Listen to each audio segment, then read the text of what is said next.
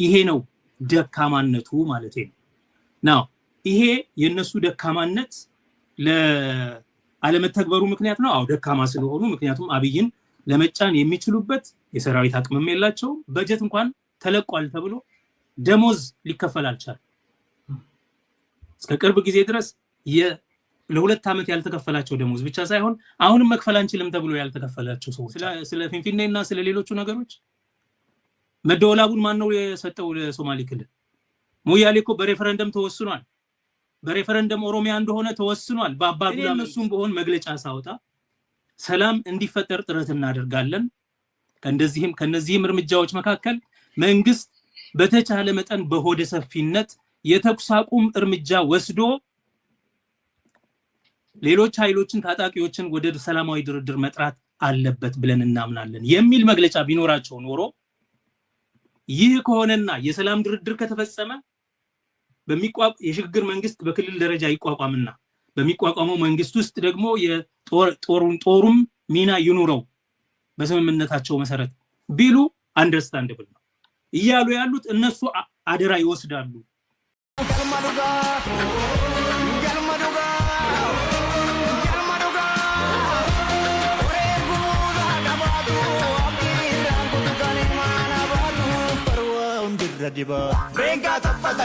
የሚል ነው እነሱ ምን ሊያደርጉ ከማን በተቀበሉት ስልጣን ምን ሊያደርጉ ነው የትኛውን ጦር የሚያዙበት ሆነው ነው የትኛው ፖለቲካ ስልጣን ኖሯቸው በምን ህግ ሊያወጡ ነው ምን ገንዘብ ሊሰጡ ነው ሰላም ለማድረግ ምን ሚና አላቸው ደሞ ብሏቸዋል ዶክተር መረራ በግልጽ እኔ ታዲያ ምን እረዳቸዋለሁ ብሏቸዋል እኮ ሁለቱም ሰዎች እኔ ታዲያ ምን እረዳቸዋለሁ እኔ እንደሆነ ልላላክ አልችልም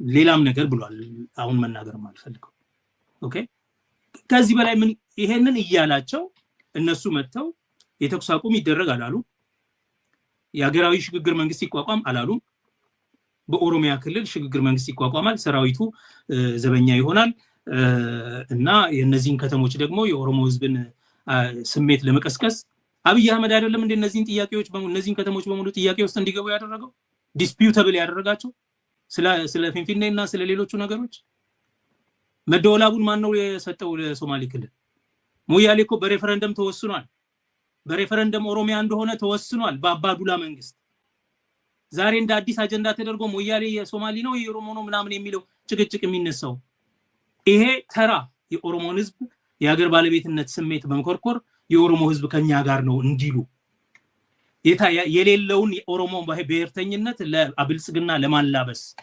የተሰረች ሴራ ነች ስለዚህ ይሄ ኮምፕሊትሊ ተቀባይነት የሌለው ነው ከዚህ የበለጠ ግን ፓርቲዎቹን መግለጫ አውጥተውበታል አለው የሚባሉ ሊቃን በሙሉ ተናግረውበታል የኦሮሞ ነጻነት ግንባር ደጋፊ ነን የሚሉ እና አስፋው በየነም ሲናገሩ ነበር በወይሜን ላይ ወጣው ስለዚህ ከዚህ በላይ ብዙ መነጋገር የሚያስፈልግ አይመስልኝም ጥሩ ሐሳቡ በዚሁ ብንቋጭ የተሻለ ይመስለኛል ምክንያቱም በርካታ ነገሮችን አስተናል ህዝቡ የትኛውን ይቀበላል የትኛው ሐሳብ ትክክል ነው የትኛው የሚለው በደንብ የተብራራ ይመስለኛል የባነስታነው ዛሬ ባነስታናቸው ሐሳቦች ላይ ከዚህ ጋር ቀጥታ የምንሸጋገረው እዚሁ የሽግግር መንግስት ጋር ተያይዞ ወደ ትግራይ ለሰዱት ከዚሁ ርዕስ ብዙ ሳንርቅና የትግራይ ሽግግር ፕሪቶሪያ ስምምነት የትግራይ መንግስት እና የፌደራሉ መንግስት በፕሪቶሪያ ስምምነት ጊዜ ጊዜያዊ መንግስት ያ ነገር እዚህ ደረጃ ደርሶ ዛሬ በርካታ ነገሮች ተፈጥረዋል የትግራይ ኃይሎች መካከል የተፈጠረው ችግር መጀመሪያ እንድናነሳ የፈለኩት እኔ ትግራይ ላይ የተደረገው የሰላም ስምምነት ተግባራዊ ያልሆነው በአብይ አህመድ ምክንያት ነው ወይንስ ሁለቱ መካከል በተፈጠረ ክፍተት ነው ይላሉ ይሄን እንዴት ነው ሲገመግሙት የነበረው የውስጥ ችግር ነው ብለን ረጅም ሰዓት አላወራንበት ይሄንን በደንብ እናነሳና ዛሬ ያለውን ነገር ቀውስና ላይክ የተደረገውንም ጥሪ እናነሳለን ህዋት ዛሬ ያወጣውን መግለጫ እናነሳለን መጀመሪያ ግን ፕሪቶሪያ የተፈረመው ስምምነት ለምንድነው ተግባራዊ ያልተደረገው የአብይ አህመድ ክንድ በርትቶ ነው በዚህ ደረጃ ወይንስ የነሱ የመከፋፈል ድክመት ነው ለአብይ አህመድ ተፈጥሮ ይሄደው ይሄስ ለምን ተፈጠረ ይላሉ የአይ መንግስት ተብሎ የተቋቋመበት ምክንያት የለውም ተገቢም አይደለም አብይ እጁን እንዲያስገባ እድል የሰጠ መንገድ ነው እንጂ ለትግራይ ክልልና ህዝብ እዳ ነው ይዞበት የመጣው መከራ ነው ይዞበት የመጣው አስፈላጊም አልነበረም it was superfluous እነ ደብረጽዮንን የአይናቸው ቀለር ስላላማረኝ እኔ የምፈልገው አይነት መንግስት መሆን አለበት ከኔ ጋር የሚሰራ ስምምነቱን ለማስተግበር በወቅቱ ይሄንን ደብረጽዮንን አስቀምጠው ያውም እንኳን አልተሻሩ እነሱ እንዳሉ ሆነው የፕሪቶሪያ ስምምነት እንዲተገበር ለማድረግ ሲደራደር የነበሩ ሰዎች በጊዜያዊ መንግስትነት ህወሓት ፓርቲው ብቻ ሳይሆን ሌሎችም ያሉበት ተብሎ ማለት ነው። እነዚህ የተደራደሩ ሰዎች የድርድሩን ይዘት በደንብ ስለሚረዱ ጉዳዩን ለማስተግበር ስምምነቱን ለማስተግበር የተሻለ ያቀላጥፉ ይሆናል። ኦሬዲ ከፌደራል መንግስት ሰዎች ጋር ኢንተርፌስ ስላላቸው በተደጋጋሚ ስለተገናኙ የሚል ኦፕቲሚዝም ነበር እንጂ ያኛው መንግስት አልፈረሰም። በህጋዊ አግባብ የሚፈርሰው በ2025 አሁን ማለት መስከረም ላይ መጪው መስከረም ላይ 5ኛ ዓመቱን ይጨርሳል። በህገ መንግስቱ መሰረት መስከረም ላይ ምርጫ ያደርጋሉ ማለት ነው። ጥቅምት ነው ያደረጉት መሰለኝ ጥቅምት ላይ። ኦኬ 5 ዓመት ነው የተመረጠው። ለ5 ዓመት በትግራይ ህገ መንግስት መሰረት ይቀጥላል። አንድም ጊዜ የትግራይ ፕሬዚደንትነቱን ትቷል፣ የትግራይ ምክር ቤትነቱ ፈርሷል ምናምን የሚባል ነገር የለም። ጊዜያዊ መንግስት የተቋቋመው ጊዜያዊ መንግስት የስምምነቱ አስፈጻሚ እንዲሆን ለዚያውም የፌደራል መንግስቱ ጊዜያዊ መንግስት እንዲባል ስለፈለገ በዛ የተስማሙበት ምክንያት ነው። እንዳልኩ ወደዚያ አካሄድ መግባት የትግራይ የውስጥ ጉዳይ ላይ የፌደራል መንግስቱ እንዲፈተፍት እንዲነጋገርበት ድርድሩ ላይ ራሱ መቅረብ አልነበረበትም። ስህተት ነው፣ ግን ተፈጽሟል። what we have is እዛ ያለው የሽግግር መንግስት ሳይሆን ጊዜያዊ መንግስት ነው። ኢንፋክት ጊዜያዊ መስተዳድር ነው የሚባለው። ያ ጊዜያዊ መስተዳድር የተሾመው በአብይ መንግስት ነው። ሰው አብይ የሾመው ደካማ ጊዜያዊ መስተዳድር አለ። የትግራይ መከላከያ ሰራዊት አለ። ህወሓት ብቻ ያልሆነ ብሔራዊ የትግራይ መከላከያ ሰራዊት TDF የሚባለው ማለት ነው። ከጊዜያዊ መንግስቱ ከጦርነቱ በፊት ጀምሮ ሙሉ ስልጣን ያለው የክልል ምክር ቤት፣ የወረዳ ምክር ቤት፣ የክልል መንግስት ካቢኔ እነዚህ ሁሉ አሉ። ኦኬ ይሄ ባለበት ሁኔታ የስምምነቱ አለመተግበር ከምን መነጨ ካልክ ስምምነቱ እንዲተገበር የሚፈልገው ነገር ምንድነው? አንድ ሁለት ብለን መጥራት አለብን። አንደኛ የተያዙ የትግራይ ክልሎች ይለቀቁ። ሁለተኛ ከፌደራሉ መንግስት መከላከያ ኃይሎች በቀር ክልሉ ውስጥ ያሉ የመከላከያ የጦር ኃይሎች በሙሉ ይውጡ፣ የኤርትራም የአማራም ማለት ነው። ሶስተኛ የትግራይ መከላከያ ኃይል በዲዲአር ሂደት የዲሞቢላይዝ የሚደረገው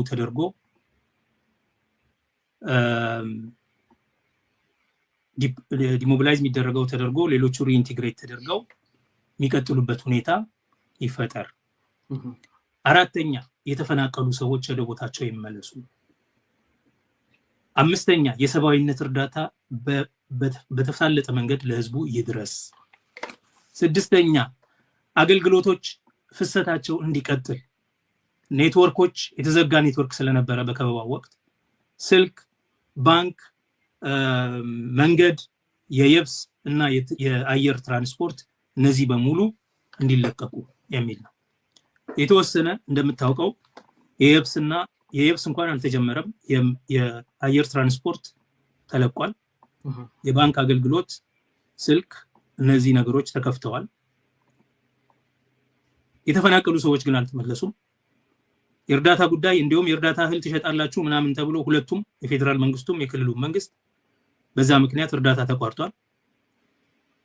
ኦኬ የተያዙ ወረዳዎች፣ ግዛቶች በኤርትራም በአማራ ክልል ኃይሎችም የተያዙት አልተመለሱም።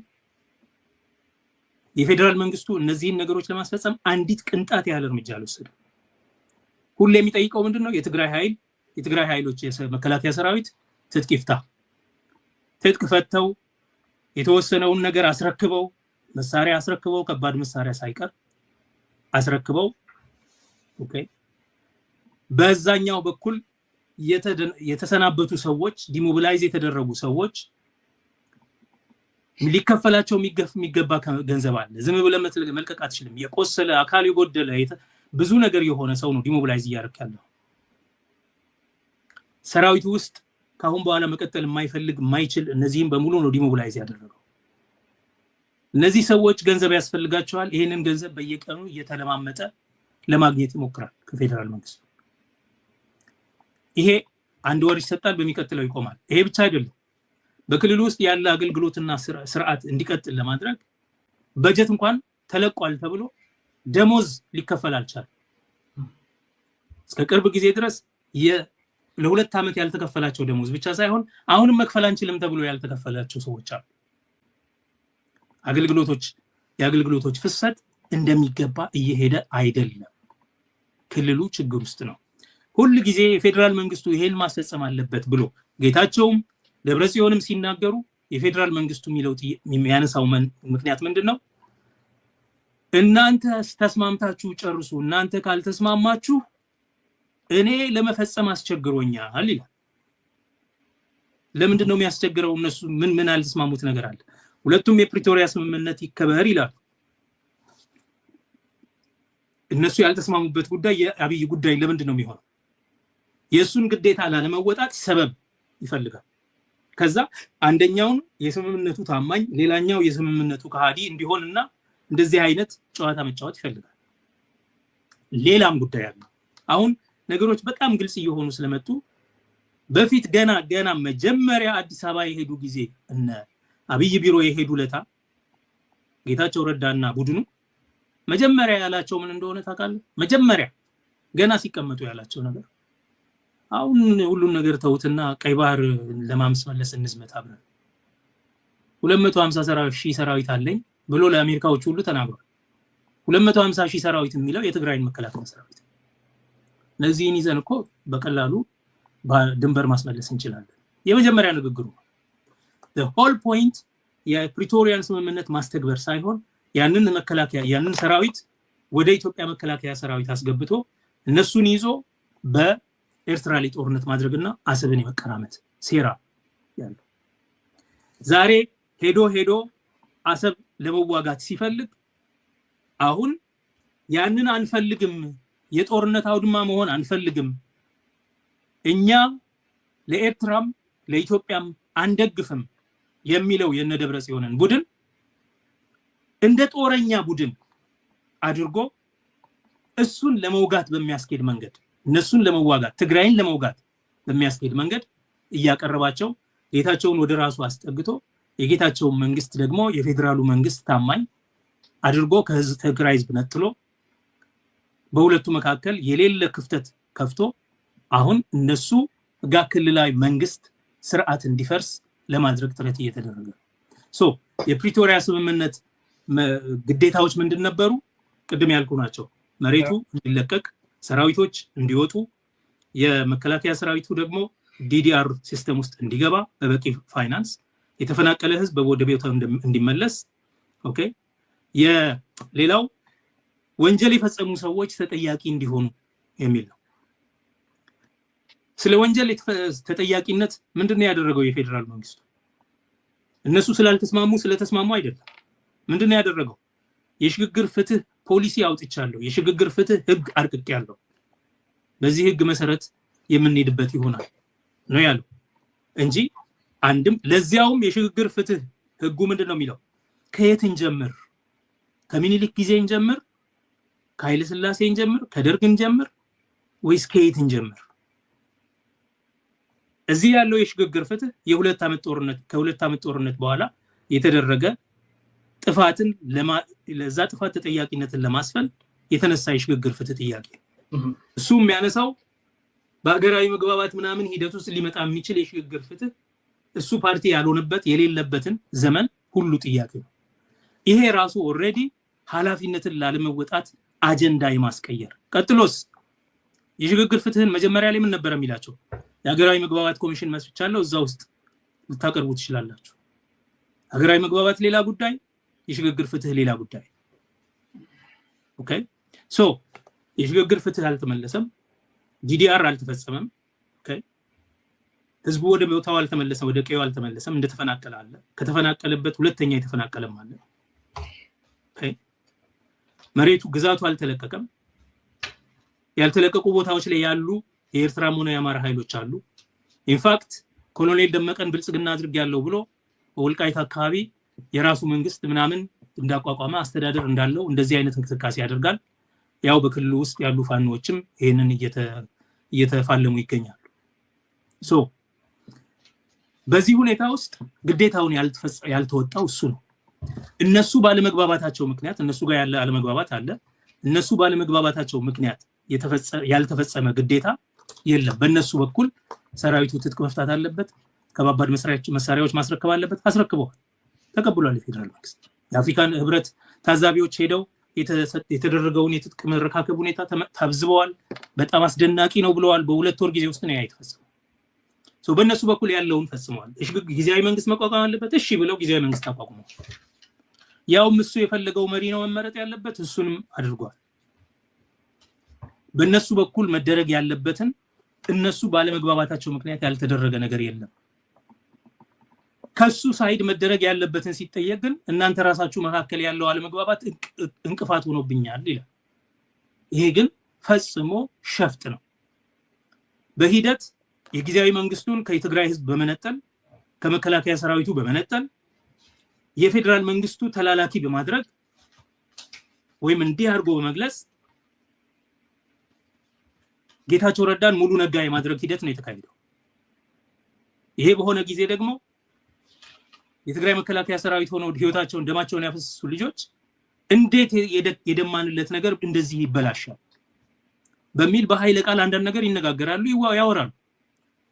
አሁን ደግሞ ሄዶ እርስ በርስ የጥለሸት የመቀባባት እከሌ ነው ከሃዲ፣ እከሌ ከኤርትራ ጋር የተናገረ ነው፣ እከሌ የአብይ አገልጋይ የሆነ ነው፣ እከሌ ስልጣን እየፈለገ ነው ምናምን እየተባባሉ በሄዱበት ሂደት ውስጥ አልፎ እንደውም የክልል ስልጣን የአስተዳደር ስልጣን ሁሉ እየተናጋ አንዱ ሌላኛውን እውቅና አልሰጥም እያለ አንዱ ሌላውን ከስልጣን እያባረረ በዚህ አይነት ደረጃ እየሄዱ ነው። በመጨረሻ ምንድነው የሆነው? ጌታቸው ረዳ በመጨረሻ የፌደራል መንግስቱ ስርዓትና ህግን ለማስከበር ጣልቃ መግባት አለበት የሚል ጥያቄ ያቀረበበት ሁኔታ ሄዶ ምንድነው 1 ሚሊዮን ህዝብ ያጡበትን የዘር ማጥፋት እንዲካሄድባቸው ያስገደደውን የሉዓላዊነታቸው የክልላዊ ነፃነታቸውን ጉዳይ በመጨረሻ በጊዜያዊ መንግስቱ ጥሪ አብይ በእጁ ላይ ያስገባው ማለት ነው። ይሄ ነው እየተፈጸመ ያለው እና የስምምነቱን ያልፈጸመው የፌደራል መንግስቱ ነው በስምምነቱ መሰረት የሚል እምነት አለ። ጥሩ አንድ ነገር ስላሉ ያችን ነገር ማጥራት ፈለኩኝ። አንድ ደካማ የጊዜያዊ አስተዳደር መሰረተ አብይ የሚል ነገር ነው ያነሱት እርሶ በንግግሮት ማለት ምን ማለቶት ነው የሚለው ነገር ምናልባት በደንብ አነጋጋሪ ይመስለኛል። ጌታቸው ረዳ በጦርነቱ ወቅት የቲፒኤልኤፍ ፊት የነበረ ፌሶ የነበረ ሰው ነው። በዲፕሎማሲው ዓለምም በሚዲያውም በሀገር ውስጥም በተለያዩ ቦታዎች ላይ የሚናገራቸው ንግግሮች ምን ተናገረ ተብሎ የሚጠበቅበት ወቅት ነበር። በተለያዩ ጊዜ በሰጣቸው ኢንተርቪዎችም ለዓለም አቀፍ በሚጽፋቸው ዲፕሎማቲክ እንትኖች እና ጀነራል ጻድቃንም ከእርሱ ጋር ያለው ማለት ነው የቲዲኤፍ ማስተር ማይንድ ተብሎ እስከሚነገር የደረሰ ሰው ነው ማለት ትልልቅ ቦታ የነበራቸው ሰዎች ናቸው በዛ ጦርነት ውስጥ እና ትልልቅ ስም ያላቸው ሰዎች ናቸው። እነዚህ ሰዎች ናቸው እዛ ቦታ ላይ ያሉት። አብይ አህመድን ብቻ ይሄ ነገር እንዲፈጠር ወይ ደግሞ ይሄ ነገር እንዲሆን አድርገናል ብለን ወደ አብይ ብቻ ጣት መቀሰር እንችላለን? ያን ሁሉ መስዋዕትነት አብሮ የከፈለ አመራር፣ ያን ሁሉ ነገር ያደረገ አመራር አንድ ላይ ሆኖ በዛ ደረጃ የትግሉም ፌስ የነበሩ አመራሮች በጦር በኩልም በዲፕሎማሲውና በሚዲያ ግንኙነት በኩልም በዛ ደረጃ የነበሩ ሰዎች ለዚህ ድርጊት መልሶ ትግሉን ወደ ጦርነት የሚጋብዝ ነገር ውስጥ እንዲገባና ደብረጽዮንም ቢሆኑ ትልልቅ ነገር ያደረጉ ሰዎች ናቸው። በዛን ጊዜ ብዙ ነገር ማድረግ እየቻሉ በዛ ደረጃ መስዋዕትነት የከፈሉ ሰዎች ናቸው። ችግሩ የነሱ ነው የሚሉ ሰዎች አሉ። የሁለቱ ችግር ነው እንጂ የአብይ ብቻ አይደለም። አጠቃላይ ግን ትልቁን ችግር በር የከፈቱት እነሱ ናቸው። ለስልጣን ብለው ነው ነገር ያደረጉት። ከህዝብን የተፈናቀለውንም የተሰደደውንም የተገደለውንም አካል ጉዳተኛ የሆነውንም ወታደርም ሁሉንም ነገር እጃቸው ላይ ይዘው መጀመሪያ ትግራይን ሰላም ማድረግ ሲገባቸው ለስልጣን ብለው ይሄን ነገር የከፈቱትና አሁንም ትግራይ ላይ ጦርነት እንዲያጃበብ የጦርነት ደመና እንዲመጣ ያደረጉት እነሱ ናቸው። ሁለቱ ተጠያቂነት አለባቸው ይላሉ። ምንድነው የእርሱ ሐሳብ እዚህ ላይ? በመጀመሪያ ለምንድነው ደካማ የምትለው ደካማነታቸው ድርጅታዊ አቋም ስለሌላቸው ነው። ድርጅት የላቸው። ጊዜያዊ መንግስቱ ተብለው የተሾሙት የመንግስት አካላት ጌታቸው ረዳ፣ ጀነራል ጻድቃን ገብረትንሳኤ እና ጀነራል ታደሰ ወረደ ናቸው። እነዚህ ሶስት ሰዎች ከጌታቸው በቀር ሁለቱ የህወሓት አባል አይደሉም። ጌታቸው ረዳ የህወሓት አባል ነው። ጌታቸው ረዳ ግን በዚህ ጊዜያዊ መንግስት በተባለው መዋቅር ውስጥ የህወሓትን አወቃቀር መጠቀም አይችልም። ምክንያቱም የህወሓት መሪ አይደለም። የህወሓት ፕሬዝዳንት ሰብሳቢ አይደለም። ከሱ በታች ደግሞ አደረጃጀት የለውም። ምክንያቱም አሁን የተቋቋመ ጊዜያዊ መንግስት ነው። ከሱ በታች ምንድን ነበር ያለው? በአብላጫው በህወሓት የተሞሉ የክልልና የወረዳ መንግስት ባለስልጣናት እስከ ቀበሌ ምናምን ድረስ ስራ አስፈጻሚም መስተዳድርም ሆነው ያሉ ናቸው። ስለዚህ እነሱ ከላይ ቢሾሙም ስምምነቱን የማስተግበር ጉዳይ ላይ በጽናት የሚሰሩ፣ በነገራችን ላይ ይሄ ማለት እነዚህ ሰዎች አደረጃጀታዊ ደካማ ናቸው። የድርጅት አደረጃጀት በስራቸው የለም። የክልልና የወረዳ ስራ አስፈጻሚ በእጃቸው የለም። የሰው ኃይል ምናምን የለም ማለት እነዚህ ሰዎች ጀግኖች አይደሉም። እነዚህ ሰዎች ቆራጥ አይደሉም። እነዚህ ሰዎች ለትግራይ የሚቀኑ አይደሉም ማለት አይደለም። ሁላቸውም ተገቢውን መስዋዕትነት የከፈሉ የትግራይ የቁርጥ ቀን ልጆች ናቸው። ማንም ይሄንን ጥያቄ ውስጥ አያስገባም። ማንም ይሄ የታወቀ ነገር። ነገር ግን አደረጃጀታቸው ደካማ ከመሆኑ አንፃር ወደ ውስጥ አንዳንድ ነገር ለማስፈጸም የአደረጃጀታዊ መዋቅራዊ አደረጃጀት ስለሌላቸው ወደ ላይ ከአብይ አንድ ነገር ለማስፈጸም ደብዳቤ ከመጻፍና ስልክ ደውሎ ከማናገር ውጪ ምንም ማድረግ ስለማይችሉ ከዚህ አንፃር ደካማ ነበሩ። ስለዚህ ከታች ያለውን ህዝብ አስተባብረው እንዳይንቀሳቀሱ የድርጅት አባላት አይደሉም ሁለቱ። አብላጫው የድርጅት አባል የሆነው ጌታቸው ረዳ የድርጅቱ መሪ አይደለም፣ ዋና ነገር አይደለም። እሱን ዳይሬክት ማድረግ አይችልም። ትልቁ ጥያቄ እሱ ጋር ይመስለኛልና ማድረግ አይችልም። ስለዚህ ኦሬዲ ይሄ ኢንሄረንት የሆነ ደካማነት የሚለው ይሄ ነው፣ ዊክነስ እንጂ ተላላኪ ናቸው እነሱ ለትግራይ ቆርቆር አይደለም። እንደዛ አይደለም ያልኩት ነው። የስምምነቱን ግዴታዎች እንዲፈጸሙ ሁሌ የሚያደርጉት ምንድን ነው? መግለጫ ይሰጣሉ፣ ደብዳቤ ይጽፋሉ፣ ይጠይቃሉ፣ ይሄዳሉ፣ ይወያያሉ፣ ይሄን ያደርጋሉ። ወደ ሚዲያ ሲመለሱ ከዛ ሄደው ሲመጡ ምንድን ነው የሚሉት? እንዲደረግ ጠይቀናል፣ መሆን ያለበት ይሄ ነው ይመስለን። ለውጭም ለፈረንጆቹም ይሄንን ነው የሚሉት። ህወሓትን አስተባብረው መከላከያውን አስተባብረው ፌደራል መንግስቱን ለማስገደድ ጫና ለማሳደር ግን ምንም ነገር አይችሉም። ምክንያቱም መከላከያው ምንም እንኳን የሚታዘዘው በጀነራል ታደሰ ወረደ ቢሆንም መከላከያው ከድርጅት ውጪ ነው። ነገር ግን በክልሉ ውስጥ ህግና ስርዓት የማስከበር ስልጣን ያለው ምክር ቤት መከላከያውን ማዘዝ ይችላል። እዛ ምክር ቤት ያለው ስልጣን ማን ነው? የህወሓት ጌታቸው ህወሓት አይደለም። ህወሓት ደግሞ ኮንግረስ አድርጌ ምናምን ሲባል አታደርጉም ብሎ ጌታቸው በደብዳቤ ከልክሏቸዋል። በኮንፈረንስም ሌላ ነገር ነው ሊካሄድ ያለው። እዚህ ጋር ነው ችግር የተፈጠረው።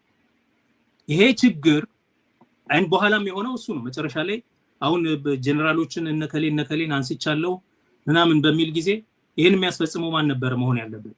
አዛዡ ጀነራል ታደሰ ወረደ። አሁን ግን ጀነራል ታደሰ ወረደ ይሄን አላስፈጽመም። እሱ ራሱ ከሰራዊቱ ጋር ሆነ። እሱ ሰራዊቱና ህወሓት በአንድ በኩል፣ ጌታቸው ረዳና ጻድቃን በሌላ በኩል። በነገራችን ላይ ጀነራል ጻድቃን አሁን አሜሪካን ሀገር ነው ያለው፣ ጌታቸው አዲስ አበባ ነው ያለው። ይሄ ፋክት ነው፣ ተጨባጭ መረጃ ማለት ነው። ከትናንት ወዲያ ጀምሮ ጌታቸው አዲስ አበባ ነው። ጀነራል ጻድቃን ቀደም ብሎም ነው አሜሪካን ሀገር ነው።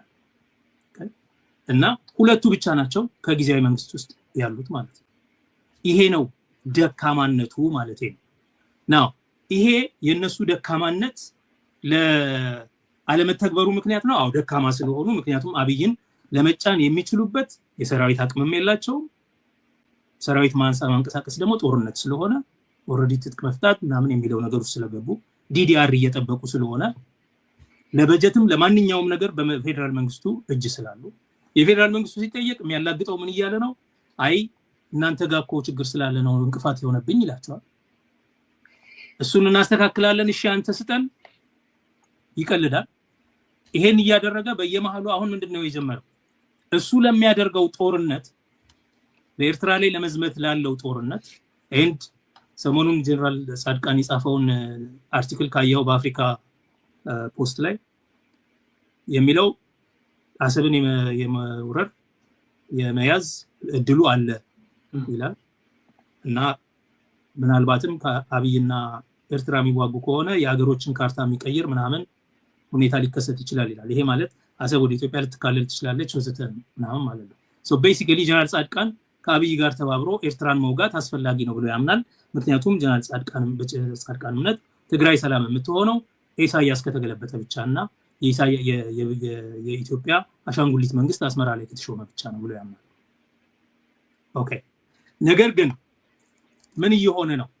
እነሱ ሰላም እንፈልጋለን የሚል ህዝብ ሰልፍ እንዲወጣ ደግሞ ያደርጋሉ። በአንድ በኩል ወደ ጦርነት እየሄዱ ሰላም እንፈልጋለን የሚል ህዝብ ሰልፍ እንዲወጣ ያደርጋሉ። ጦርነት አንፈልግም አዚፍ ያኛው ወገን ጦርነት እንደሚፈልግ አድርገው ማለት ነው። እነ ደብረጽዮን ወገን ጦርነት እንደሚፈልግ ምለው ተገዝተው ሁሉም ጌታቸው እነዚህኞቹም ሁሌ የሚሉት ነገር ከኤርትራ ጋር ግንኙነት የለንም። ኢንፋክት የህወሓት ቡድን ያለው ነገር ከኤርትራ ጋርም ሆነ ከኢትዮጵያ ጋር በመቆም ትግራይ ላይ ጦርነት እንዲካሄድ አንፈልግም የሚል ነው መግለጫ ያወጡት።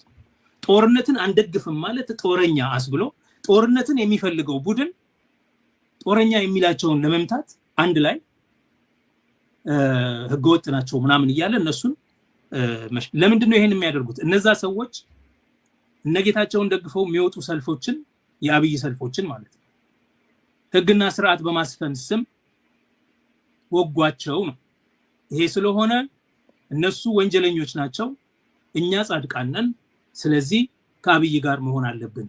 ምን ማለት ነው? አብይ ትግራይ ገብቶ ትግራይን እንደመጫሚያው አድርጎ ወደ ኤርትራ ጦርነት ይሄዳል ማለት ነው። ሶ እነሱ ጋር ችግር አለ። አዎ ያለ መግባባት ችግር አለ።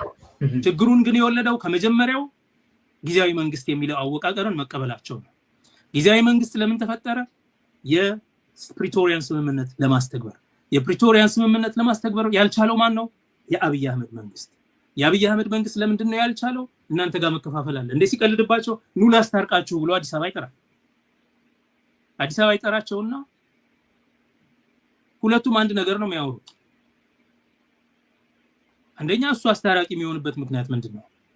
ትግራይ መቀሌ ላይ ያልፈቱት ነገር አዲስ አበባ የሚፈታ ምንድነው? ሁለተኛ ያወያያቸውና መጨረሻ ላይ በቃ እናንተ ተነጋግራችሁ ጨርሱ፣ ከዛ በኋላ የሚሆነውን እናደርጋለን ይላቸዋል። ሶ በእንደዚህ አይነት መንገድ አሁንም ቢሆን ስምምነቱ እንዳይፈጸም እያደረገ ያለው አብይ ነው። እነሱ ግን የአብይን ስንፍናና ዳተኝነት ስር ሰዶ እንዲሄድ በመካከላቸው ያለው ስኳብል እድል ሰጥቶታል። መልካም እሱ ላይ ጫና ከማሳደር በትብብር ጫና ከማሳደር ኃይላቸውን በልቶታል። ስለዚህ እሱ ነው ይሄን የሚያደርገው። ነገር ግን እነሱ ደግሞ አንድ አለመሆናቸው የበለጠ ለሱ እድል ሰጥቶታል፣ እንደፈለገ ቁጭ ብሎ እንዲያያቸው ማለት ነው። ሶ ይሄንን መረዳት አለብን ማለት ነው። ጥሩ። አሁን የትግራዩን ጉዳይ ከዚህ ከአራት ወር ከ5 ወር በፊት ይመስለኛል አንድ ከትግራይ አካባቢ ወዳጄ ጋር ስናወራ እኔ የዛን ጊዜ ነው የሽግግር መንግስት ነው ብዬ የወሰድኩት የትግራዩን። ለምንድን ነው የሽግግር መንግስት የምትለው? የጊዜያዊ አስተዳደር መንግስት ነው የሚል ሲነሳ አይ ቲፒኤልኤፍ የተመረጠ መንግስት ነው። አሁን ቲፒኤልኤፍ ጌታቸውን አላውቅም ብለዋል። የዛን ጊዜ መግለጫ ስብሰባ ታደርጋችሁ አታደርጉም ቢል ቲፒኤልኤፍ የተመረጠ መንግስት ነው። ቲፒኤልኤፍን ትቶ አብይ ጌታቸውን ሲያስቀምጥ ኖርማሊ የሆነ ቡድን አገሩን ማለት ወይ ደግሞ ከጦርነት አድርጓል፣ ስለዚህ ከሱ ጋር አልሰራም፣ የሽግግር መንግስት ነው የሚያስፈልገኝ ብሎ ያንን ቀለም ለመቀባት ነው የጊዜያዊ አስተዳደር መንግስት ብሎ የሰየመው። ስለዚህ ከእንግዲህ የህወሓትና የነጌታቸው ቡድን በዚህ መንገድ የሚቀጥሉ ከሆነ ብዙ ነገር አውርተናል። ብቻ የሽግግር መንግስት ያልኩት የዛን ጊዜ ነው እንደውም እና ለዛ ነው ቅድምም ስለነበረው ቀጣይ ከዚህ ጋር አንስተን በደንብ ትልቅ ነገር ሊሆን የሚችልና መነጋገሪያ ሊሆን የሚችል ነገር ጌታቸው የፌደራል መንግስት ጣልቃ እንዲገባ ጥያቄ ያቀርበዋል። የጊዜያዊ አስተዳደሩ ፕሬዝዳንት ማለት ነው። ይሄንን ተከትሎ ደግሞ ህወሓት ዛሬ መግለጫ አውጥቷል። በእንግሊዝኛም በአማርኛም መግለጫ አውጥቷል። እነዚህ የወጡ መግለጫዎች በርካታ ነገሮችን በውስጣቸው ይዘዋል። የወጣው እንደው እንደ ርዕስ አንቀጽ ሊወሰድ የሚገባው ብሔራዊ ክህደት ነው የሚለው። ብሔራዊ ክህደት ስለሆነ የሶስተኛ ወገን ጣልቃ ገብነትን በትግራይ አንፈቅድም ነው የሚለው በደንብ አስረግጦ። ስለዚህ ወዴት ሊያመራ ይችላል? ምናልባት ትግራይ እንግዲህ አንዷ በፌደራል መንግስት ውስጥ ውክልና ባይኖራትም የፌደራል መንግስቱ ከሚያቅፋቸው ክልሎች አንዷ ናትና ምናልባት በፌደራል ደረጃ የሚወከል በፌዴሬሽን ምክር ቤት በህዝብ ተወካዮች ምክር ቤት የሚወከል ተወካይ ባይኖራትም ማለት ነው። ሀገሩ በፌደራል ደረጃ ስለተዋቀረ ከክልሎቹ አንዱ ናት። ከሀገር ውስጥ የፌደራል መንግስት ጣልቃ ገብነት ሲጠየቅ መግባት ይችላል ወይ? አሁን መግባት ወደ ክልል ወደ ትግራይ ክልል መግባት ይችላል ወይ?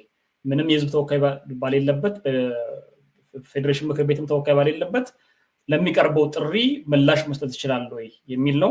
ይሄን ጥሪ ተከትሎ የሚሄድ ከሆነ ደግሞ እነ ደብረጽዮን ሶስተኛ ወገን ጣልቃ ገብነትን በትግራይ አናስተናግድም የሚል ጠንከር ያለ ይዘት ያለው መግለጫ አውጥተዋልና ምንድነው ሊፈጠር የሚችለው ከዚህ ጋር በተገናኘ? ሁለቱም ጥያቄዎች ምናልባት ረዘም ያለ ነው፣ ግን ባሻሉት አቅም ተረጠረ ግን እናንሳው። እንግዲህ አሁን በጣም አሳዛኝ ቦታ ላይ ነው ያሉት። የጊዜያዊ አስተዳደሩ የፌዴራል ጣልቃ ገብነትን ጋር ጠይቋል። የህወሓት ቡድን ደግሞ የሶስተኛ ኃይል ጣልቃ ገብነትን አንቀበልም የሚል ነገር መግለጫ አውጥተዋል።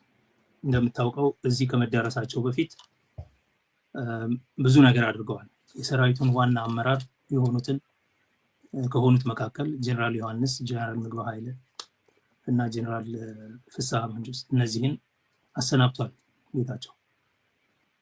እነዚህን ጀነራሎች ማሰናበት ማለት ሰራዊቱ ያለ መሪ እንዲቀር የማድረግ የመጀመሪያ እርምጃ ነው። አንድ ነገር መረሳት የሌለበት አብይ አህመድ በዋናነት እየፈለገ ያንንም ጦርነት ያካሄደው አሁንም እየተንቀሳቀሰ ያለው እነጌታቸውንም ተጠቅሞ ሊያደርግ የሞከረ የነበረው ህወሓት የሚባለውን ድርጅት ለዘላለሙ ማጥፋት ነው። ህወሓት ደግሞ አልጠፋህም ብሏል። አንዴ በምርጫ ቦርድ ሲያሰርዘው፣ አንዴ በምርጫ ቦርድ ሲያስነሳለት፣ አንዴ ንብረቱን ሲዘርፍ፣ አንዴ ንብረቱን አንመልስም ምናምን ሲል፣ አንዴ ኮንፈረንስ ሲፈቅድ፣ አንዴ ኮንፈረንስ ሳይፈቅድ ሙሉ በሙሉ ከህግና ከአካሄድ ከድርጅታዊ ቁመናው ህጋዊነት እንዳይኖረው ለማድረግ ያልተደረገ ጥረት የለም። በዛ መንገድም ሄዶ ተንቀሳቅሶ ድርጅቱን ማፍረስ ስላልተቻለ ድርጅቱ በየቀኑ እየበረታ ስለሄደ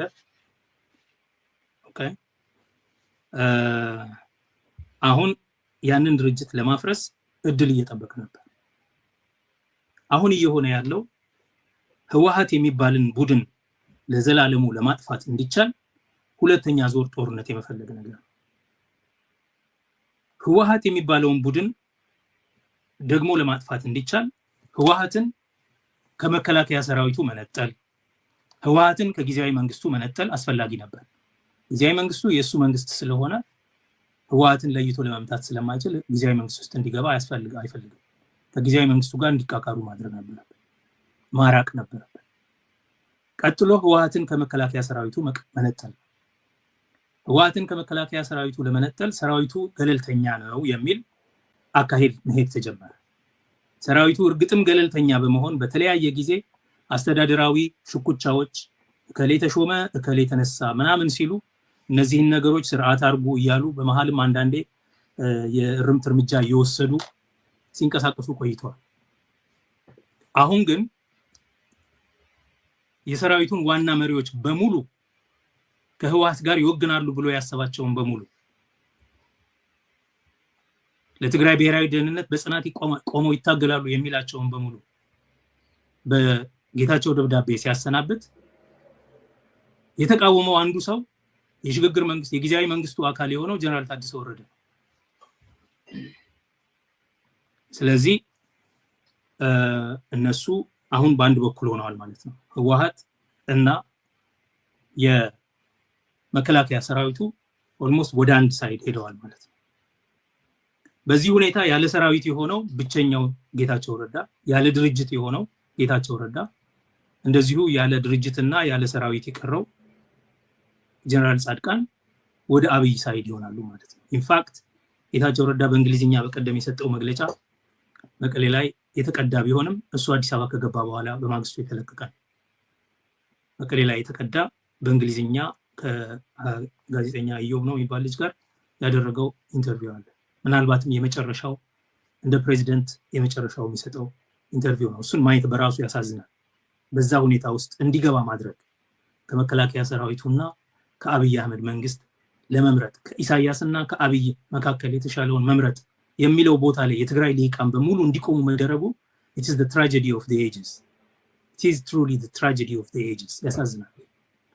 ሁለት ጠላቶቻቸው መካከል ቆመው ከዚህ አንወግንም ከዚህ እንወግናለን ወደሚል አይነት ምርጫ ውስጥ ጌታቸው ከፌደራል መንግስቱ ጋር ሲቆም እና በኢሳያስ ላይ ሲያነጣጥር እነሱ ይሄ የነሱ ጦርነት ከሆነ አይመለከተንም ከሁለቱም አንወግንም በማለታቸው ሌላ ጦርነት ሊመጣባቸው ነው።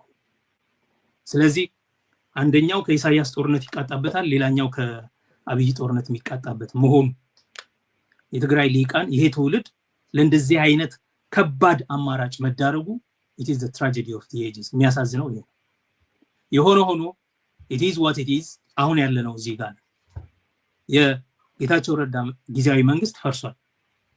ጻድቃን አሜሪካ ነው፣ ጌታቸው አዲስ አበባ ነው፣ ጀነራል ታደሰ ወረደ ከሰራዊቱ ጋር ነው፣ ሰራዊቱ ከህወሓት ጋር ነው። ድሮም መዋቅር የለውም። አሁን ደግሞ እነሱ በተለያየ ቦታ ያለውን የህግና ስርዓት መፍረስ እየተቆጣጠሩ ነው ያሉት። ይሄ እንዳይሆን እያደረጉ ያለ የፌደራል መንግስት ጣልቃ ይግባ ማለት obviously በእነሱ እምነት የክህደት ተግባር ነው። I do not think እንዳልኩ አሳዛኙ የታሪክ ወቅት ላይ ከመገኘት በቀር ጌታቸው ረዳ በከሃዲነት ይነገርበታል ተብሎ የሚታሰብ ሰው አይደለም። ያንን ቃል ለሱ መጠቀም እኔ ከብደኛል። አውቀዋለሁ፣ እንደ ሰውም አውቀዋለሁ፣ በዚህ ጦርነትም የከፈለውን ዋጋ አውቃለሁ። እሱን እንደ ክህደት ከሃዲ ብሎ መጥራት እሱ ያሳዝናል። እዛ ቦታ ላይ መገኘታቸው እንዲህ አይነት ንግግር መነጋገር መድረሳቸው ያሳዝናል። ሆኖም ግን ጌታቸውን በዚህ ደረጃ አንሳፈው ዛሬ መቀሌ ቢኖር ኖሮ ትናንት መቀሌ ቢኖር ኖሮ ጌታቸው ይታሰር ነበር። በሌላኛው ወገን ማለት ነው፣ በትግራይ መከላከያ ሰራዊት ያንን ስለሚያውቅ የሚገርመው የትግራይ መከላከያ ሰራዊት ያስቀመጠውን ኬላ ጥሰው ነው ወደ ኤርፖርት የገባው ወደ አዲስ አበባ ለመሄድ። ምክንያቱም ከሱ ጋር ያሉ እነሱ በወንጀል የሚፈልጓቸው ሌሎች ሰዎችም ስለነበሩ ጥሶ ነው የገባው። ምክንያቱም ኤርፖርት ከገባ መያዝ አይችሉም። ኤርፖርቱ በፌደራል ጁሪስዲክሽን ስር ስላለ ኤርፖርት ከመግባቱ በፊት ያለውን ኬላ ግን ጥሶት ነው የገባው። ወደ መቀሌ ይመለሳል የሚል እምነት የለኝም። አደጋው ግን ምንድነው? ነገሮች ተስተካክለው ሁሉም ወደ አእምሮ ተመልሶ ነገሮችን በስምምነት ለመፍታት ቢጣር ቢቻል ጥሩ ነው። አሁን የሆነው ሁኔታ ግን እሱ ከስልጣን ተባሯል ማለት ነው። ባጭሩ ተነቅሏል ከስልጣኑ። ስለዚህ የፌደራል መንግስቱ ጣልቃ እንዲገባ ጣልቃ ለመግባት የፌዴሬሽን ምክር ቤት ጋር ጉዳዩ ባልቀረበበት የፌዴሬሽን ምክር ቤት ውስጥ ባልተወከሉበት ውሳኔ ሊወሰንባቸው ይችላል ወይ? ከዚህ በፊትም ጦርነት ሲያደርግ አብይ በፌዴሬሽን ምክር ቤትም በፌደራል ምክር ቤትም በስራ አስፈጻሚ ውስጥም የትግራይ ሊቃን አልነበሩ፣ አንድም ተወካይ አልነበራቸው። በኦሮሚያም እና በአማራ ክልል የህግ ማስከበር ስራ ብሎ ይሄ ሁሉ ዘመን ጦርነት ሲያደርግ የፌደራል ሰራዊት ክልሎች ውስጥ ሲገባ ባይዞ የሱ ነው ጣልቃ ገብነት ማለት። የፌደራል ሰራዊት ክልሎች ውስጥ መግባት ዝም ብሎ አይችልም። ክልሎች ውስጥ የፌደራል መንግስት ስራን ለመስራት እግረ መንገዱን ለመሰልጠን ምናምን ሊንቀሳቀስ ይችላል። ከዛ ውጪ ጦርነት ለማድረግ በክልሎች ውስጥ ግን የጣልቃ ገብነት ስራ ስለሆነ የፌደራል መንግስቱ የጣልቃ ገብነት ህግ በሚፈቅደው መሰረት ማስፈቀድ አለበት ፌደራል መንግስቱ። የአብይ አህመድ መንግስት ይሄንን ጠይቆ አያውቅም። ከዳር እስከ ዳር ኦሮሚያ ውስጥ ከዳር እስከ ዳር አማራ ውስጥ የሁሉ ችግር ሲፈጥር የጣልቃ ገብነትን ህግ ጠብቆ አይደለም። ትግራይ ውስጥ የዘር ማጥፋት ጦርነት ሲያካሄድ የጣልቃ ገብነትን ህግ ጠብቆ አይደለም፣ ዝም ብሎ በጉልበቱ ነው የገባው። አሁንም እንኳንና ጌታቸው ረዳ ጠይቆ እንደዚሁም ለመግባት ሲያሰፈስፉ ነበር። ፎር ዛት ማተር በፕሪቶሪያ ስምምነትም ቢሆን የፌደራል ሰራዊት ትግራይ አይገባም የሚል ነገር የለም። ኢንፋክት ከፌደራሉ ኃይሎች ውጪ ፌደራል መከላከያ ውጪ ያሉ ኃይሎች ይልቀቁ የሚል ነው። ስለዚህ እሱ ባይልም ኦልሬዲ መግባት ይችላሉ። ኦኬ አሁን ግን ህጋዊ የሆነ የህግ የማስከበር ስራ ወይም ደግሞ ተጠይቀን ነው ምናምን የሚል ነገር መግባት በዛም ስለሚጠቀም ህግና ስርዓትን የሚከተል ስርዓት ስላይደለ ይገባል ብዬ አምናለሁ። የሚገባው ግን እንደሚባለው ህግና ስርዓትን ለማስከበር ከኤርትራ ጋር እየተቧደኑ ኢትዮጵያን ሊወጉ ያሉ ኃይሎችን ለመምታት ምናምን ሳይሆን ህወሓት የሚባል ድርጅት ከምድረ ገጽ መጥፋት አለበት፣ እሱን ማጥፋት አለብኝ ብሎ ስለሚያስብ ይሄንን ለማድረግ ወደዛ ክልል ይገባል የሚል እምነት ነው ያለው። መልካም ጥሩ። እንግዲህ በዚህ ደረጃ የሚገባ ከሆነ የኃይል ሚዛኑን እንድንመለከት ፈለኩ። አብይ ወደዛ የሚገባ ከሆነ የቲዲኤፍ ኃይል በርካታ ትጥቆችን ፈቷል። የተወሰኑ ሰራዊትን ዲሰርማመንት አድርጎ አሰናብቷል ጭምር። እርግጥ ነው በአንድ ስለንቦና ያለ ሰራዊት ላይሆን ይችላል። አሁን ከዚህ ቀደሙ አሁን ያለፈው የሄደበት አሁን በአመራሮቹ ደረጃ እየተፈጠሩ ያሉ ነገሮች ውስጥ አይደርሱም፣ ሰራዊቱ ያለበትን ሁኔታ አይጎዳም፣ የውስጣዊ አንድነቱንና ጥንካሬውን አይጎዳም ብሎ ማመኑ አስቸጋሪ ይሆናል። እርግጥ ነው ለህልውናው ሲሆን ግን ሁሉም አንድ የመሆኑ ጉዳይ እንተጠበቀ ሆኖ ማለት ነው። ግን ለህልውና ብለን ከዚህ ቀደም አንድ ላይ ቆመናል፣ ምን አመጣን? ከዚህ ቀደም ሞተናል፣ ምን አመጣን? በአመራር ደረጃ መከፋፈሉ አሁንም ድጋሚ ጦርነት ውስጥ ሊያስገባን ነው የሚለው ሌላ ደግሞ የስነልቦና ከዚህ ቀደም ከነበረው የስነልቦና ከፍታ እንትን የማለቱ ጉዳይ ይኖራል ብዬ አስባለሁ። እና የውስጥ ጥንካሬው እንደ ድሮ ይሆናል ወይ? አሁን ራስን ለመመከት ቲፒኤልኤፍም እነሱን ቲዲኤፍን ተጠቅሞ ራስን ለመከላከል ወደዛ ለመሄዱ ይችላል ወይ? አሁን ያለበት ሁኔታ። ሌላኛው ኤርትራ ከአብይ ጋር ጥሩ ሙድ ላይ አይደለም ያለችው። አሁን ማለት የመዛዛቱ ጉዳይ ነው የሚታየው። ምናልባት የኤርትራው መንግስት ቅዠት ነው የውስጥ ችግሩን ለማብረድ ወደኛ መግለጫ ያወጣል የሚል ከዚህ ቀደም ኢህአዴግ ስልጣን ላይ በነበረበት ሰዓት የሚጠቀምበትን ቋንቋ ተጠቅሞ ያንን ነገር ቢያወራም ቅሉ ወደ ድንበር የሚጠጉ ጦሮችን በዓለም አቀፍ እይታዎችና የዓለም አቀፍ ትልልቅ መንግስታት በሳተላይት ጭምር እያጋሩ የዓለም አቀፍ ሚዲያዎች ላይ እየተጋራ ያለው ሁኔታ አለ። ሰሞኑ ጦር እያስጠጉ ነው የሚል ማለት ነው። ወደዛ የሚሄድ ከሆነ አብይ ከዛ በአሸናፊነት ይወጣል ወይ? ከዚህ ቀደምስ ያደርግ እንደነበረው ከኤርትራ ጋር ተባብሮ ትግራይን ለመውጋት የሚሄድበት ሁኔታ ባሌለበት ሁኔታና ራሷ ኤርትራ ከዚህ ቀደም የያዘቻቸውን ቦታዎች አስፋፍታ ይዛ ሌላ ነገር ውስጥ የማትገባበት ሁኔታ አለ ወይ? ምንድነው የሚፈጠረው እዛ አካባቢ ላይ ያለው? ከዚህም የአማራ ኃይል ከዚህ ቀደም ከአብይ ጋር ተሰልፎ ነበር ሲዋጋ የነበረው። አሁን እነሱ ሌላ ጦርነት ውስጥ ናቸው ያለው ከአብይ ጋር እና የኦሮሚያው እንዳለ ሆኖ ማለት ነው። ምንድነው የሚፈጠረው በዛ ሁኔታ? አብይ ወደዛ የሚገባ ከሆነ ይገባል ስላለን ጭምር ነው። እኔ እንግዲህ አይ ዊሽ ይሄ ነገር ባይከሰት ይሄ ሴናሪዮ ባይፈጠር የሚል እምነት አለኝ። ምክንያቱም ብዙ የደማ ህዝብ ነው፣ አሁንም በብዙ ቁስል ያለው ህዝብ ነው። ሄዶ የፈሪ ጦርነት ስለሆነ አብይ የሚዋጋው ያው ከበባና ድሮን ነው በህዝቡ ላይ የሚያሰማራው፣ ህዝቡን ነው የሚፈጀው። ያ እንዳይመጣ የሚደረግ ነገር ሁሉ ተደርጎ በሚቻል መንገድ ያንን መከላከል የሚቻልበት መንገድ ቢፈጠር ጥሩ ነው ብዬ አስባለሁ። ለዚህም ነው ሁለቱም ወገኖች የዓለም አቀፍ ማህበረሰቡንም ጉዳዩ ይመለከተናል የሚል ስቴክ ያላቸው የሚለውንም ይላል። እነዚህ ሁሉ ተባብረው የስምምነቱ እንዲፈጸምና ሰላም ሌላ ጦርነት እንዳይፈጠር ቢያደርጉ የሚል ጥሪ የሚያስተላልፉትም ከዚህ አንፃር ይመስለኛል። የአብይ መንግስት ሊገባ ይችላል ወይ? እንደ አቅሙ ሁኔታ ነው። የሱ መግባት ኦብቪየስሊ ከትግራይ መከላከያ ሰራዊት ከባድ ተቃውሞ ነው የሚያጋጥመው። አይችላቸውም፣ የታወቀ ነው። አቅማቸው በፊት እንደነበረው ማለት ጦርነቱ ሲያልቅ እንደነበረው ላይሆን ይችላል። ጦርነቱ ሲጀመር እንደነበረው ግን አይደሉም። ማለት ጦርነቱ ሲጀመር በነበሩበት ትንሽ ደካማ ቦታ ላይ አይደሉም። ጦርነቱ ሲያልቅ እንደነበሩበት ጠንካራ ቦታ ላይም አይደሉም። ነገር ግን ከምንም መነሳት ይችላሉ። ለምን? ኮዛቸው ትክክል ነው። ጦርነት አንፈልግም፣ ከትግራይም ሆነ ከኤርትራ ጋር ቆመን ሁለተኛ ጦር ሜዳ መሆን አንፈልግም ብለው ካመኑ በዚህ ምክንያት የፌደራሉ መንግስት ጦርነት ካወጀባቸው ከመመከት ወደ ኋላ አይሉም። ይሄ መከላከያ ሰራዊት የመመከቻ መሳሪያ ስለሆነ የመከታ ቡድን ስለሆነ ከመመከት ወደ ኋላ አይሉም። ምን ያህል በብርታት ይከላከላሉ፣ ምን ያህል ስኬታማ ይሆናሉ ሌላ ጉዳይ ነው። እኔ ደግሞ ማንም መንግስት ከራሱ ህዝብ ጋር ተዋግቶ አሸንፎ ስለማያውቅ በትግራይም ሆነ በአማራ በኦሮሚያ ክልል አሸንፎ ስለማያውቅ አሁንም አያሸንፍም አብይ አህመድ የሚል እምነት አለኝ። ነገር ግን አብይ እነሱ ጋር ከሄደ አብይ ላይ ከባድ ችግር ይፈጠራል። ምክንያቱም እኔ የምሰጋው አብይ እነሱን መውጋት ከጀመረ ኤርትራ እድሉን በመጠቀም አብይን በዛው በትግራይ በኩል ትግራይንም ጭምር ወራ በትግራይ በኩል ልትዋጋው ትችላለች። በኦሮሚያና በአማራ ክልል ያለው ሁኔታ ከባድ ነው። እንደገና በትግራይ ጦርነት ከጀመረ የትግራይ ኃይሎች ራሳቸው ለኤርትራም ለኢትዮጵያም አያንሱም። እሱ መታወቅ አለበት። በነገራችን ላይ ምስራቅ አፍሪካ ውስጥ ትልቁ ጦር ማለት እሱ ነው። ብርቱ ጦርም እሱ ነው። ሌላው በድሮን እና በገንዘብና በአቅርቦት ብቃት ቴክኖሎጂ ምናምን እንበልጣለን ይል ይችላል እንጂ በቁጥርም በትግል ጽናትም ይሄንን የሚያክል ሰራዊት የለም። ያውቃሉ ይሄንን።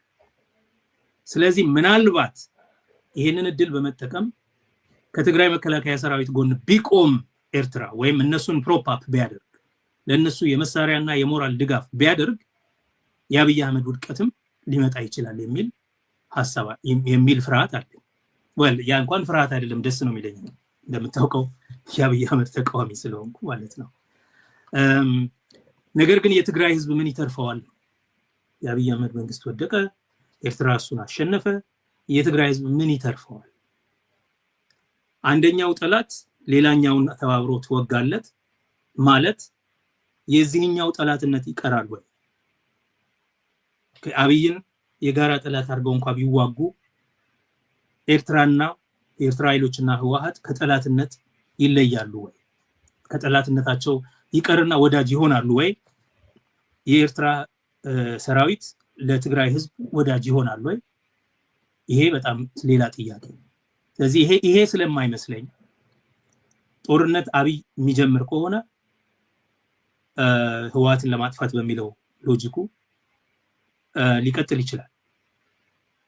ያ ማለት ግን ለማጥፋት ይሳካለታል ማለት አይደለም። የበለጠ ነገሩ ውስብስብ ያደርገዋል። በራሱ ላይ ከኤርትራም መከታ ያጋጥመዋል እና ኤርትራም በዛች አጋጣሚ ጦርነት ልታውጅበት ትችላለች። ሁለቱም አንድ ላይ ይተባበራሉ አይተባበሩም ሌላ ጉዳይ ነው። በእርግጠኝነት ማወቅ የምትችለው ነገር አብይ ጦርነት ከጀመረ ኤርትራ ዝም ብሎ እንደማያይ ግልጽ ነው። እድሉን ነው የሚጠቀመው። ያ ማለት በ4 ኪሎ ያለው መንግስት የበለጠ ጥያቄ ውስጥ የሚገባ ፖዚሽን ላይ ይቆማል ማለት ነው። የአማራና የኦሮሚያ ክልል ያለው ጦርነትም በፍጥነት ወደ ማገባደዱ ይሄዳል ማለት ነው። ሌላው ሲናሪዮ የሚሆነው አብይ ጣልቃም አይገባም። ትግራይ ውስጥ ያለውን ነገር ዝም ብሎ ያየዋል። የትግራይ ኃይሎች አሁን ያፈረሰውን የጊዜያዊ መስተዳድር ቦታ ተክተው ሀገሩን ወደ ህግና ስርዓት ይመልሱና ከነጌታቸው ጋር እንደገና ሰላም ፈጥረው በአንድነት እንዲሰሩ ወይም ደግሞ እነጌታቸውን በሰላማዊ መንገድ አሰናብተው እነሱ ከአብይ ጋር የፕሪቶሪያን ስምምነት ወደ ማስፈጸም ወደ መተባበር ሊሄዱ ይችላሉ። which is unlikely ግን ቢሆን የሚሻለው ይሄ መንገድ ነው። ያኛው መንግስት ካልቻለ እነዚህ ህጋዊ መንግስት ስለሆኑ እነዚህ ቦታውን ተረክበው ወደ ሰላማዊ መንገድ ጉዳዩን ወደ መተግበርና ጦርነትን ወደ ማስቀረት ኤርትራም የሚመጣው ከአብይ ምን ሊመጣ የሚችልን ጦርነት ወደ ማስቀረት ቢሄዱ አንድ ትልቅ እርምጃ ነው ብዬ አስባለሁ። ከሁሉም የሚያሳዝነው በዚህ ሁሉ ውስጥ ዋጋ የሚከፍለው የትግራይ ህዝብ ነው። በጣም ብዙ መጨነቅ፣ መደናገጥ በውጭ ሀገርም በሀገር ውስጥም ያሉ የትግራይ ተወላጆች ላይ አያለው። መሆን ያለበት ነገር የትግራይ ህዝብ ምንም ይሁን ምን በዚህ ጊዜ በአንድነት መቆም ነው ያለበት እንጂ ከሌ ከሃዲ ነው ከሌ ባንዳ ነው ምናምን በሚል እርስ በርስ መጠላላት ያለባቸው ጊዜ አይመስለኝም። ምክንያቱም እነጌታቸውም ቢሆን አሁን የገቡበት ቅርቃር ውስጥ የገቡት የትግራይን ህዝብ ጥቅም አሳልፎ ለመስጠት ለራሳቸው የተለየ ጥቅም ለማግኘት ብለው ነው ብዬ አላምንም። አስቸጋሪ ሁኔታ ላይ ግን አስገብተዋቸዋል። ይሄ አስቸጋሪ ሁኔታ እስከ አንዱ አሳዳጅ ሌላው ተሳዳጅ እስኪሆንና ጌታቸው መቀሌን ሸሽቶ እስኪወጣ ድረስ መደረጉ እዚህ ቦታ ላይ መደረሱ ያሳዝናል። ይሄ ለጠላት ብርታት ይሆናል እንጂ የትግራይን ህዝብ አንገቱን ቀና አድርጎ በኩራት እንዲሄድ የሚያደርገው ስላይደለ የትግራይ ህዝብ በዚህም ሁኔታ ቢሆን አንድነቱን መጠበቅ አለበት። አንዳንድ ሰዎች ይሳሳታሉ። የተሳሳሱትን ሰዎች በህጋዊና ስርዓት ባለው መንገድ ማስወገድ አንድ ነገር ነው። ግን አጥንት በሚነካ አይነት የአንዳንዴም የአውራጃዊነት ባለው መንፈስ ከሌ ራያ ስለሆነ ከሌ እንደርታ ስለሆነ ምናምን በሚል አንዳንዴም ከሌ ካሃዲ ነው ምናምን በሚል የመጠላላትና አንዱ ሌላውን የመኮነን ስራ ላይ ባይሰማሩ ይልቁኑ አሁንም ሁለቱንም ቡድኖች አቀራርበው ወደ መታረቅና ወደ ስርዓት ያለው የጦርነት አውድማ ከመሆን የሚያድን አካሄድ ቢሄዱ የተሻለ ነው ብዬ አስባለሁ። በተለይ የትግራይ ልሂቃን፣ ምሁራን፣ የሃይማኖት ሰዎች ይሄንን ቢያደርጉ፣ የቀድሞ ባለስልጣናት፣ ዲፕሎማቶች፣ ብዙ ዲፕሎማቶች አሉ። እነዚህን ለማቀራረብና ነገሮች ወደ ተረጋጋ ሁኔታ እንዲመለሱ ለማድረግ ቢሞክሩ የሚል ጥሪ ለማስተላለፍ ፈልጋለሁ። ጥሩ። ምናልባት ውይይታችን በጣም ረጅም ሰዓት እየሄደብን ነው የሚገኘው። ምናልባት የመጨረሻ ጥያቄ ነው የሚሆነው። በጣም አጭር አድርገን እንድናነሳ ፈለኩኝ ድጋሚ፣ ምክንያቱም ከዚህ ጋር በተያያዘ ሌሎች አጀንዳዎችን ጨምረን በድጋሚ ብንወያይበት ነው ጥሩ የሚሆነው፣ ሰዓት በጣም ረጅም ከመሄዱ አንጻር ማለት ነው። በጦር መሳሪያ ራሷን የቻለች ሀገር እየገነባን ነው ይላል ብልጽግና። ጥይት ፋብሪካ ያስመርቃል፣ ድሮን ገጣጥሞ ከዚህ ቀደም አስታውሳለሁ ሊፋን የሚባል መኪና ተገጣጥሞ ምናምን ሲሸጥ በኢትዮጵያ ውስጥ ትልቅ አጀንዳ ሆኖ ኢትዮጵያ መኪና ማምረት ጀመረች ተብሎ ሲነገር፣ ከዛ አይ እቃው ከውጭ መጥቶ እዚሁ ሀገር ውስጥ ነው የሚገጣጠመው እንጂ እዚህ እንኳን ምንም ማምረት አልቻለም፣ መርፌ እንኳን ይከብደናል የሚባልበት ጊዜ ነበር አስታውሳለሁ። እና አሁን ደግሞ ያ ነገር ተመልሶ መጥቶ ድሮን ከውጭ የመጣውን ማቴሪያል ሀገር ውስጥ እየገጣጠሙ ድሮን ማምረት ጀምረናል የሚባልበት ነበር። ሆመቾ ጥይት ፋብሪካን በደንብ ያውቁታል ከኔ በላይ እና እሱ ድጋሚ ስራ ያቆሙ ማሽኖች ስራ እንዲጀምሩ አድርገዋል። የተበላሹ ነገሮች ስራ እንዲጀምሩ አድርገው ጥይት እያመረቱ እና የጦር መሳሪያዎችን እየገጣጠሙ ጭምር ላይክ ከቡድን እስከ ነፍስ ወከፍ የሚባሉ መሳሪያዎችን ጭምር እየገጣጠሙ መሳሪያ ማምረት ጀምረናል፣ በመሳሪያ ራሷን የቻለች ሀገር ፈጥረናል፣ ልንፈጥር እየሄድን ነው የሚል ብልጽግናን ትርክት በምንድን ነው የሚገልጹት? 38 እና ከዛ በላይ ሚሊዮን የሚጠጋ ህዝብ በረሃብና የዕለት እርዳታ የሚፈልግ ህዝብ ባለበት እንዲሁም ቀጥተኛ የሆነ ለረሃብ ተጋላጭነት እየመጣ ባለበት ሁኔታ ላይ መንግስት ይህን ሲያወጅ እና ሀገሪቱ ሙሉ በሙሉ በመሳሪያ የተጠቀለቀ ማለት መላቅጦ የጠፋበት ታጋዮቹ በግል ከታጋዮቹ ጋር ተመሳስለው የሚሄዱ የመንግስት የትግል እንትን ለማድረግ የሚሄዱ ህዝብን የሚያሸብሩ ቡድኖች ለብቻ ሚሊሻ እና ጋቸነ ሲርና ለብቻ በተለይ በኦሮሚያ ብቻ ብንቆጥር ቢያንስ ከ7 እና 8 በላይ የታጠቁ ቡድኖች የሚንቀሳቀሱበት ክልል ነውና ይሄ ሁሉ ቡድን መሳሪያ ይዞ ነው የሚንቀሳቀሰው። ይሄ ባለበት ምናልባት ከውጭ የሚገባውና በኮንትሮባንድ ሲገባ የነበረው ጥይት እንደውም በሀገር ውስጥ በቀላል ደረጃ በቀላል መንገድ የሚገኝ ከሆነ ወዴት ነው ሊያመራን የሚችለው? የመንግስትን ከልማት ይልቅ ከትራክተሮች ይልቅ ድሮኖችን የመምረጥ ጉዳይስ እንዴት ነው የሚታየው የሚለውን ነገር ብናነሳ ብዬ ነው እንደ መጨረሻ ሀሳብና ማጠቃለያ። መልካም። ሆመቾ እንግዲህ ለረጅም ዘመን የኖረ የጦር መሳሪያ ማምረቻ ፋብሪካ ነው። የጥይት ፋብሪካ ነው የሚባለው። አክቹዋሊ በደርግ ጊዜ የተመሰረተ ነው። በደርግ ጊዜ ጥይት ያመርት ነበር እና የመሳሪያ መገጣጠም ስራ ይሰራል። ከውጭ እቃዎቹ የመጡ መሳሪያዎችን፣ ቀላል መሳሪያዎችን፣ ከባድ የሚባሉትንም ማለት ነው፣ የግልም የቡድንም መሳሪያዎችን ይገጣጥማሉ። ይሄንን ድሮን የመገጣጠም ስራ የባጫ ደበሌ ልጅ ናኦል ነው የሚባለው። እሱ ምን የሆነ የአይቲ የሚመስል ድርጅት አለው እና በዛ ድርጅት በኩል ድሮን ከቱርክ የመጣ ድሮንን መገጣጠም በቢሾፍቱ አየር ኃይል ግቢ ውስጥ ያደርጉ ነበረ። ያኔ ድሮን ያጠራቸው ጊዜ ማለት ነው። አንዳንዴ ማዕቀብ ሲጣልባቸው ከኢራን የመጣውን ከቱርክ የመጣውን እንደዛ ያደርጉ ነበር፣ በተለይ ከቱርክ። አሁን እንግዲህ እሱን በደንብ ወደ የመንግስት አድርገው በሆመቾ ውስጥ ማድረግ ጀምረዋል ማለት ነው። አንዳንድ ህንፃዎችን አድሰዋል፣ የነበሩ ፋብሪካዎች ታድሰዋል። እንዳልከው ጥይት ያመርታሉ፣ መሳሪያ ያመርታሉ፣ ይገጣጥማሉ። ድሮን ማምረት ይችለናል ብሎ ነው አብይ የተናገረው። ይሄ ውሸት ነው። ያው እንደተለመደው የሚፈልገውን ምኞቱን እንደ እውነት ይናገርና በኋላ ደግሞ መልሶ ሊዋሻው ይችላል ሌላ ጊዜ ይሄንን ያደርጋል። ተራ ብራቫዶ ነው። እንደምታውቀው ባለፈው ጦርነቱ ከትግራይ ጋር በነበረው ጊዜ ጦርነት ጊዜ ጥይት ሲያልቅባቸው በተለያየ መንገድ ከቻይና፣ ከቱርክ፣ ከአዘርባይጃን፣ ከዩክራይን እያመጡ ይጠቀሙ ነበረ። በኋላ እሱም አልቆባቸው በኮንትሮባንድ ያመጡ ነበር። አንዱም ከኤርትራ ጋር አሁን ያቃቃራቸው ኤርትራ 1-3 መርከብ የሚሆን የመሳሪያ ስለያዘችባቸውና ስለወሰደችባቸው ነው ከወደብ ላይ ናው። ይሄን ሁሉ አድርጎ ጦርነት ውስጥ አገሪቱን በጦር ኃይል አቅም መገንባት የሚለው ነገር ጥቅም አለው ወይ? ኪሳራ ነው ሙሉ በሙሉ። አንደኛ የሀገሪቱ ኢኮኖሚ ከሚችለው በላይ ነው። ሁለተኛ ጥይት፣ መሳሪያ፣ ድሮን ጦርነትን አይዋጋም። ጦርነትን የሚዋጋው ዓላማ ያለው ፍትሃዊ ዓላማ ያለው ጦር ብቻ ነው። ፍትሃዊ ዓላማ የሌለው ጦር መሳሪያውን አስረክቦ ይመጣል። ይሄው እያደረገ ያለው ነገር ነው። በትግራይ በመቶ ሺዎች እየተማረከ መሳሪያውን እየጣለ ነበር የሚመጣው። በአማራ ክልል እንደዛ ያደረገ ነው። በኦሮሚያ ክልል ላለፉት 6 ዓመታት እያደረገ ነው። ስለዚህ ጦርነቱን አላሸነፈም። አገሪቱን መሳሪያ በመሳሪያ ነው ያደረጋት፣ ጥይት በጥይት ነው ያደረጋት። ከሱ እጅ የሚወጣው መሳሪያ ተቃዋሚዎች እጅ ይገባል። ተቃዋሚዎቹ ደግሞ መልሰው ይዋጉታል። የማያባራ የጦርነት እንቅስቃሴ ውስጥ ይገባል። ድሮን ይጠቀማል፣ ድሮን ያመርታል። ህዝብን ሊመታበት ይችላል። ሰላማዊ ህዝብን ሊያሸብርበት ይችላል። ገንዘብ ሊጨርስበት ይችላል። ጦርነት ግን ማሸነፍ አይችልም። ድሮን ሴንስ እያደረገ የሆኑ ብረቶችን ማጥቃት ነው። እሱንም ደግሞ ቀንና ማታ እንዴት እንደሚሸውዱት እንዴት ድሮኑን ማምለጥ እንደሚችሉ አውቀውበታል አሁን። ስለዚህ በዛ አካሄድ እስካሁን ድረስ ሰራዊቶቹ ላይ ያደረሰው አንድም ጉዳት የለም። ከተሞች አካባቢ ሰላማዊ ህዝብ ላይ፣ ገበያ ላይ፣ ሰብል ሁሉ እኮ ነው የሚያቃጥሉት። ጫካ ሁሉ ነው የሚያቃጥሉት። ይሄንን ብቻ ለማድረግ ችለዋል። ይሄ ኪሳራ ነው። አንደኛ እድሜያቸውን እንደሚሉትም የስልጣን እድሜያቸውን የማያስረዝም ጦርነትንም አያሸንፍላቸውም።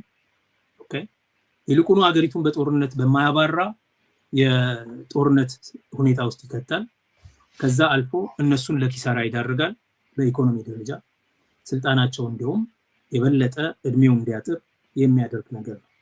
ነገር ግን ጦርነትን የሚያደርጉበት ዋናው መንገድ የሚዲያ መንገድ ስለሆነ ፊፍዝ ጀነሬሽን ዎር በሚለው ፈሊጣቸው ሁሉ ጊዜ የመተነሱ ይሄን አድርገናል ያንን አድርገናል ይላሉ። መረሳት የሌለበት የአብይ አህመድ መንግስት በውሸት ሀገርን ማስተዳደር የሚቻል የሚመስለው ከመሆኑ የተነሳ አንድ ወቅት ትዝ ይልህ ከሆነ የኮሮና ቫይረስ መድኃኒት አግኝተናል ብለው በአደባባይ አውጀው ነበር።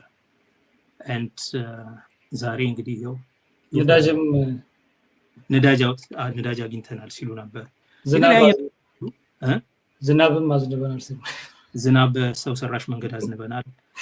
እንደዚህ አይነት ነገሮች ይባላሉ እና የሚገርም አይደለም በማለት አንዳንድ ነገር ለማስፈራራት ወይም ለመመጻደቅ ይቻል ይሆናል። ለራሳቸው ወኔያቸውን ለመቀስቀስ ለራሳቸው ሊጠቅም ይችላል። ከዛ ተረፈ ግን ከባድ ኪሳራ ነው የሚያመጣው። ውሎ አድሮ ደግሞ ኪሳራውን ራሳቸው ያዩታል። እንደ ባህር በሩ ጉዳይ ማለት ነው። ባህር ላይ ባህር በር አገኘን ተብሎ ሶማሊላንድ ላይ ተወራ። ውሎ አድሮ በራሳቸው ላይ ኪሳራ መጥቶ እንደገና በቅሌት በቱርክ አስማሚነት ያንን ሰርዘው እንሽኩክ ብለው ወደ ቤታቸው ተመልሰዋል። በልመና ሶማሊያ ድረስ ሄደው ጉብኝት እናድርግ ምናምን እንዳሉ እንደምናውቀው ነገር ነው። ውሎ አድሮ እነሱን የሚጎዳቸው ነው። የእነሱ ወዳጅ የሚባሉ ፖለቲከኞችም ይሄ እንኳን ትክክል አይደለም አይጠቅማችሁም ሲሏቸው ነው ያየነው ሰሞኑን። አይጠቅማቸውም። ጥሩ ዶክተር ጸጋይ በጣም አመሰግናለሁ ለነበረን ቆይታ ለዛሬ። እኔም አመሰግናለሁ። በኃይለ ቃል ስለተነጋገርን በጣም ደስተኛ አይደለሁም። በኃይለ ቃል እና በስሜት በመናገር ይቅርታ ጠይቃለሁ። አድማጮችን ተመልካቾችንም አንተንም ሲያደርኩልኝ